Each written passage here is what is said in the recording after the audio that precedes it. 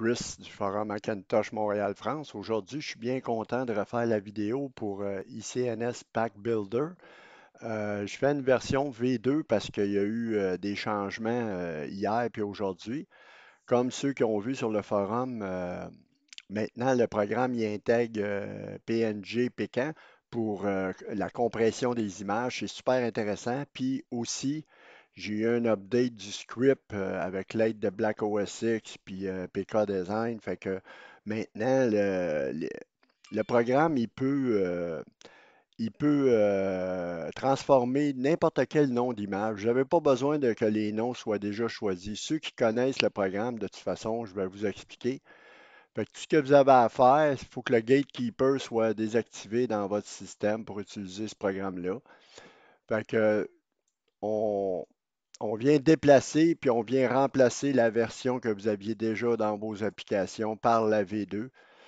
Fait que tout ce qu'on a à faire, c'est qu'on va venir l'ouvrir maintenant. Voyez-vous, l'interface a changé. Bon, cet outil peut créer des thèmes open core, créer un ensemble d'icônes à la bonne taille. Ça, c'est des exemples de noms. Ça, c'est les noms qu'on utilise pour les thèmes.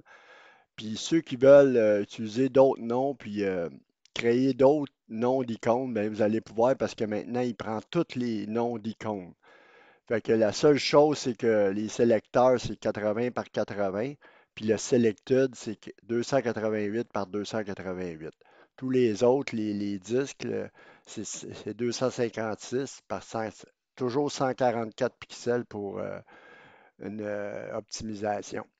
Fait que tout ce que vous avez à faire, faites Run. Je vais vous montrer l'exemple. Voyez-vous, j'ai mis un exemple, j'ai mis Windows 10.png, puis j'ai mis OpenCore. J'ai rajouté deux autres icônes, fait que ça en fait 13.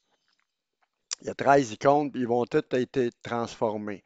Puis juste pour vous montrer la compression, là, il y a 60 kilooctets cette image PNG-là. Là. Fait que ça, c'est le apple.png, elle a 60 kilooctets. Fait que tout ce qu'on a à faire, c'est qu'on vient déplacer les images dans la fenêtre. Ça, on peut fermer ça. Et maintenant, le programme, vous allez voir, c'est très rapide. C'est pareil comme avant. Il n'y a aucun ralentissement au niveau des compressions.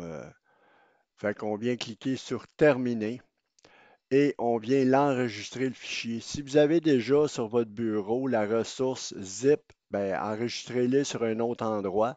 Là, moi, présentement, par défaut, il l'enregistre sur le bureau. Fait que j'en ai pas, je vais l'enregistrer. Je vais vous montrer ce qui contient mon dossier ressources. Voyez-vous, toutes les nouvelles icônes, toutes les icônes ont été faites. Et comme vous pouvez voir ici, regardez la compression, 14 kilo-octets à comparer à ce qu'on avait au départ. Au départ, on avait 60 kilo-octets sur l'image PNG. Maintenant, l'image a été transformée en icône à 14 kilo-octets. Puis les nouveaux, voyez-vous, les autres icônes d'autres noms de disques. Ça veut dire que vous n'avez pas, autrement dit, vous n'avez pas besoin de renommer vos icônes. Il faut juste qu'ils soient à la bonne taille. Vous pouvez lancer dans la fenêtre n'importe quel nom d'icône, mais pourvu qu'il soit à la bonne taille. Après ça, il va dans la ressource, les fichiers extérieurs que vous allez recevoir, il va avoir le nom exact que vous avez mis. Si vous aviez mis, par exemple, Windows XP, ben, vous auriez sorti l'icône Windows XP.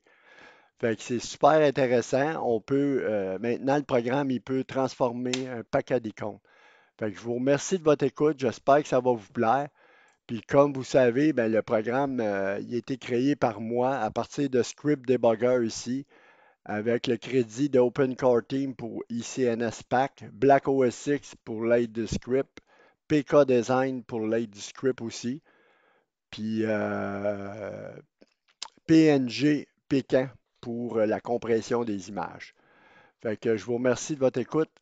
C'était Chris du Forum Macintosh Montréal-France. À la prochaine. Bye bye.